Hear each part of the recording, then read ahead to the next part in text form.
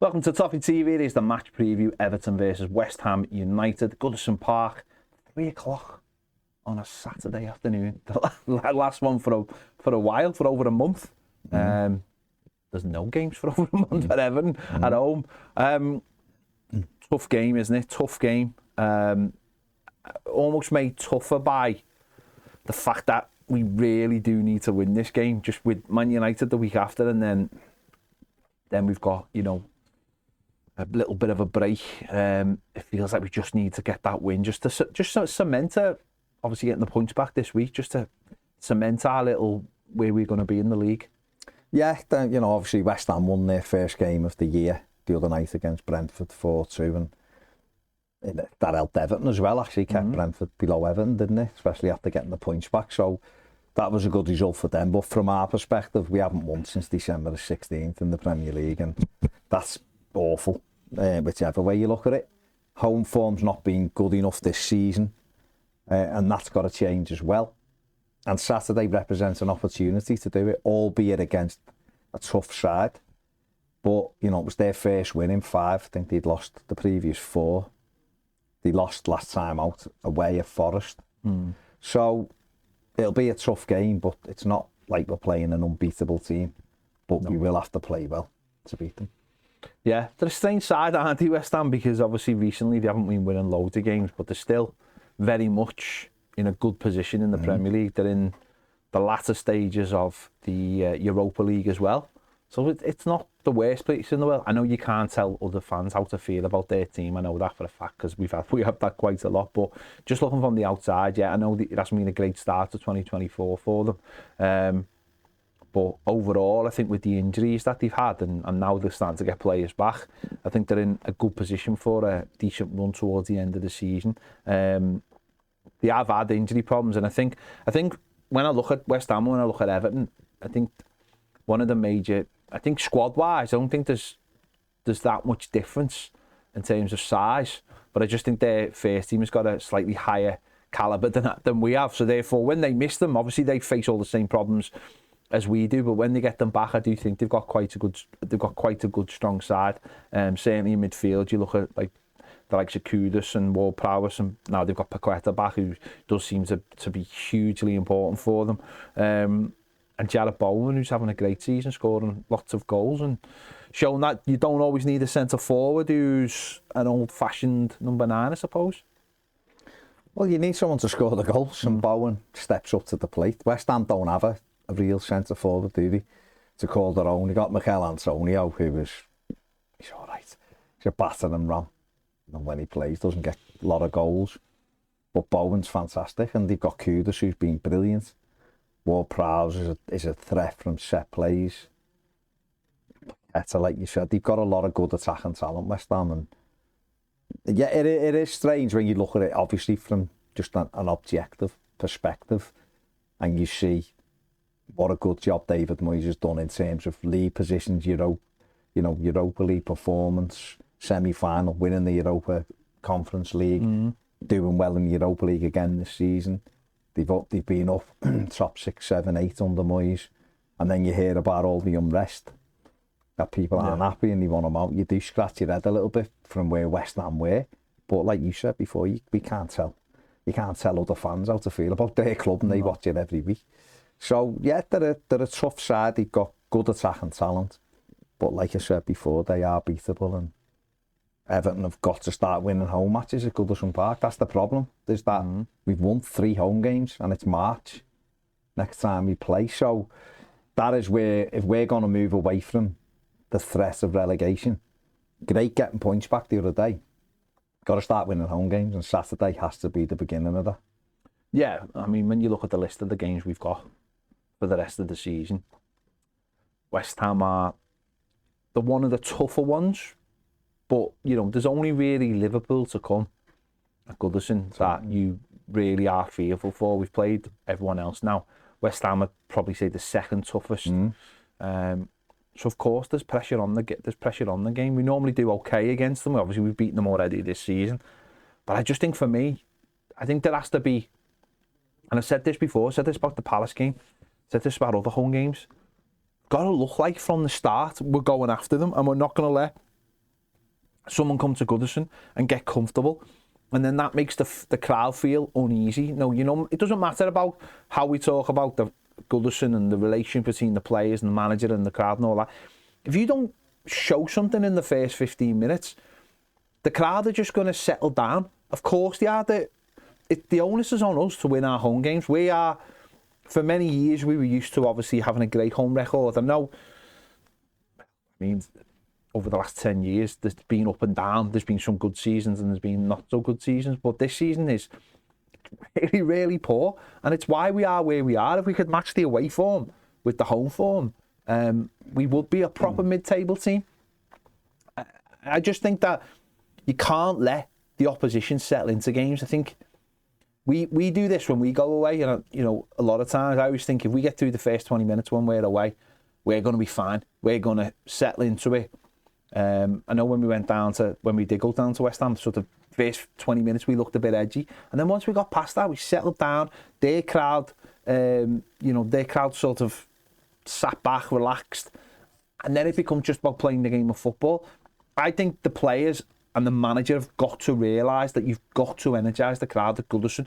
You've got to show that you are up for the fight, and it's not just about staying in shape and all this kind of thing. I know that's part of the tactics, but if you want Goodison to go with you, you've really got to energise them. And if it doesn't start now, really it should have started against Palace, but if it doesn't start now on a traditional Saturday afternoon 3 o'clock kickoff, every game is going to get a little bit more edgier. And because the next home game after this isn't until April, that feels like it's really close to the end of the season then. And it is. And all fans then have got all those things running through their minds, because we know we've gone through in the last couple of seasons.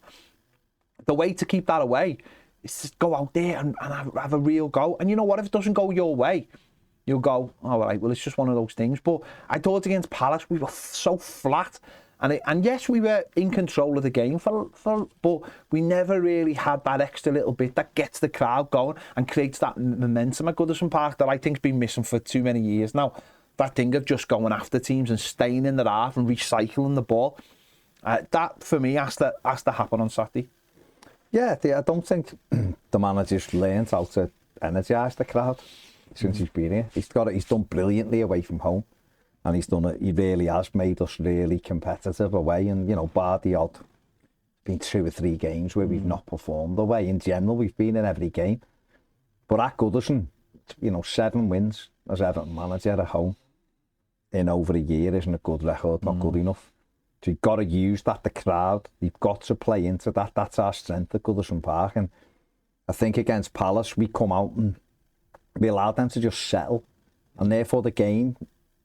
just, the quality was awful, let's be honest, from both sides. But there wasn't even the franticness and that little bit of chaos that sometimes creates a goal and gets you going. And I think the best example I saw of us starting the game right was Bournemouth at home. When we come out, we seem to be just on top of them immediately and not letting them settle. And when Everton do that, particularly this side, because we win the ball back a lot, I think we do it quite well. We've done it to some extent against Spurs. It was just we didn't use the ball properly. We won it back 18 times in the final third that day, which was more than any team had done for years. 4 years, I think it was. And yet we didn't create anything off it. We just scored 2 goals off set plays. So we have to be that team that is suffocating West Ham on Saturday and keeping them pressed back. Because if you do that, the crowd will respond, which will obviously give the players a lift, which will obviously help. And if you throw everything at it and you lose, so be it. But going and sitting back and waiting for something to happen, as an away team, David Moyes, I imagine, we know loads of respect for David Moyes. I imagine he will be saying, just quieten this crowd the first 15 minutes. He's got experience of what it's like when you're with them. And David Moyes did, in general, get that first 15 minutes, try to whip something up so that you became in a game and you engaged the crowd. And that's what Sean Dyche has got to do. Yeah, absolutely. Let's have a little look at the match pack for the game. This Saturday at 3 o'clock, Goodison Park, Everton take on West Ham in the Premier League. In the Premier League, the two teams have met 55 times, 29 total wins going to Everton, 13 to West Ham, and the other 13 are draws. The reverse fixture this season in October took place at the London Stadium, and Everton won 1-0 with a goal from Dominic Calvert-Lewin. The last time West Ham won at Goodison Park was October 2021 with a 1-0 win. Season so far, Everton sit 15th in the league after a 6-point deduction. They've won 8 games, drawn 7 and lost 11. West Ham sit 8th, they've won 11 games, drawn 6 and lost 9. Everton have kept 8 clean sheets this season, West Ham have kept 5. In the goals chart between the two teams, Jarrod Bowen tops with 14 goals and Abdoulaye Doucouré follows behind with 6, who is joint with Mohamed Kudus, who also has 6 goals this season. Vladimir Koufal tops the assist chart with 6 assists and is joint top with Ward-Prowse, who also has 6. Dwight McNeil has 5. Emerson tops the tackles chart this season between the two teams with 75 tackles. James Garner follows behind with 66. There you go. Let's have a little look at West Ham's team from Monday night's game against Brentford. There you can see it. Obviously, Bowen playing up front in the game. They do welcome back Calvin Phillips for this game after a 1-game suspension.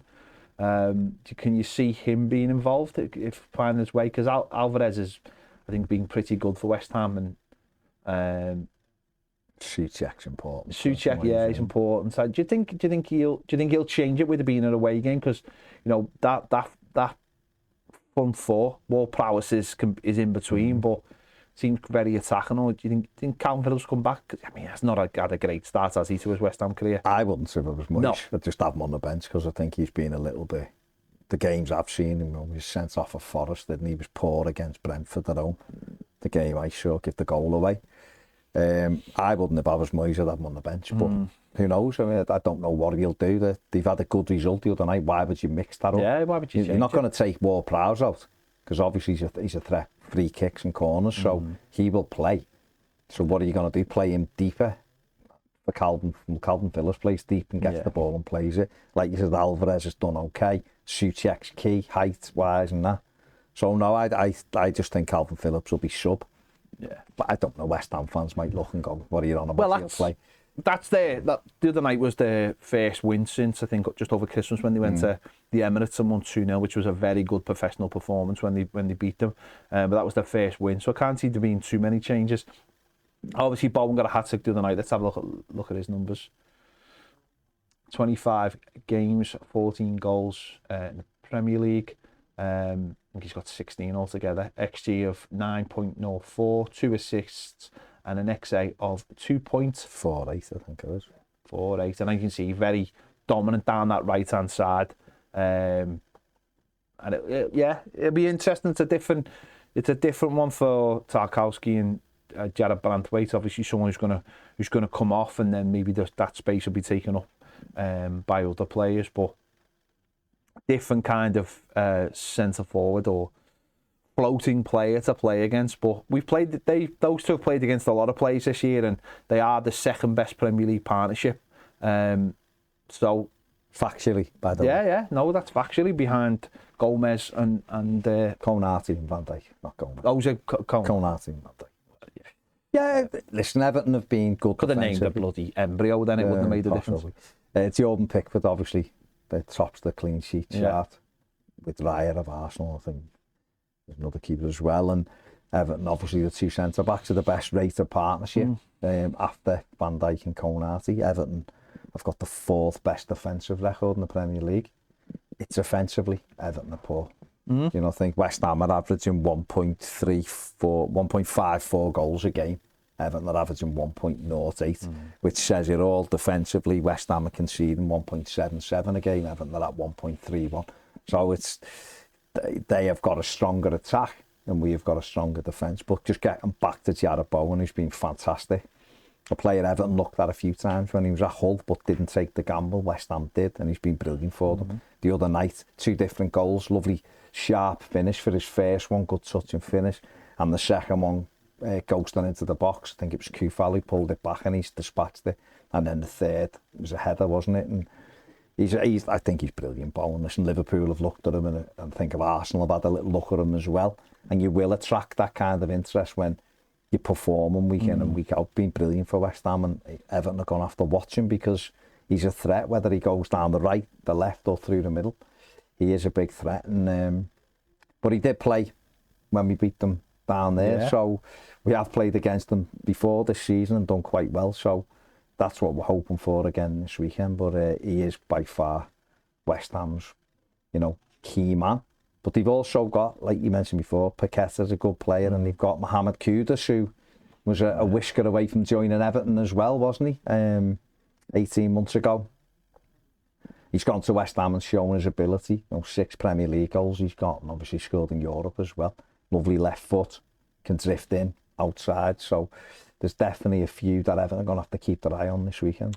Yeah, they're a decent side, aren't they? And they've got a few different ways of causing you problems. Although of late it hasn't happened. And obviously the last away game I think they played was Nottingham Forest, where they were beaten 2-0. And obviously, as I said, they had the injury, so it's a slightly different team. But they showed the other night. I thought the other night Brentford showed that you could get at them, and it'll just be an interesting one because I don't think West Ham like having a lot of possession either. No. So when we obviously don't like, and when we're forced to have a lot of possession, certainly at home, I think that's where it causes us problems. So it might be very important that we do have a player on the pitch who's comfortable on the ball. So let's just have a look at the team from last week. So we know obviously Garner Gay is struggling, and the manager's revealed as well. Onana's got a bit of a groin issue as well, so he's going to leave them till the very last minute. But I just think Onana will have to play. Will have to just get involved and play. And as I said, he's going to be on the ball a lot. And if we are going to have to play with more possession, then Onana has to play. I mean, I think he has to play anyway. I find it weird that we don't play him, but he's going to have to play, I think. As long as he can get through the game, then yeah, he'll play. I'm not convinced that Drisser will be fit. I know the manager said he'll leave it till a late decision. Maybe he'll make the bench, I don't know. But I think Onana will play. I think he'll be him and James Garner in the middle. Obviously, Decore ahead of them, as we saw. And then Jack Harrison and Dwight McNeil on either side. I think basically one change from last weekend, and that, to me, will be Amadou Onana for a Garner Gay. I think the rest will be the same. Is there a case for putting Beto in instead of Dom? Just because of the makeup of West Ham centre-backs, both decent in the air? I think he'll stick with Dom. I think Dom, he's got to start scoring goals. We've got to create more chances for him, that's for sure, but Dom has got to step up. We need someone to step up and take responsibility. Jared Bowen did that for West Ham the other night. They hadn't won this year. He stepped up and took responsibility for them and got himself in amongst it, got the goals, and that's what we need Dominic Calvert-Lewin to do for us. Yes, there needs to be better from Dwight McNeil, who's been poor of late. He can do better. We know that he can weigh in with goals. He proved it last year. Jack Harrison, he scored the other week against Luton in the Cup, but he's got to weigh in with more Premier League goals. We need Decore. I know Decore's just come back, but we need him on this game because we just don't score enough goals. More than 50% of our goals are from set pieces. And we only scored 28 goals. So that's just not good enough at all. No, and again, when you're playing at home and the onus is on you to have the ball and have more possession, and again, the teams we're going to play against coming to Goodison, they're going to look at exactly the same way. And it is on them games because I think away games. What is it? We've got Bournemouth and we've got Luton, and they're the ones where you look at and go, might get something out of them. The other ones, I'm not writing them off, but they're tougher. They're tougher games. So something has to start changing at home, otherwise we'll find ourselves with more to worry about than points deductions, I think. So let us know your thoughts in the comments on this one. What do you think? What are your thoughts? Are you excited for us? Let us know in the comments. Make sure to give this video a like, subscribe if you haven't already. If you want more great videos, join us over on Toffee TV Premier. The link is in the description and the QR code is coming up now. See you later.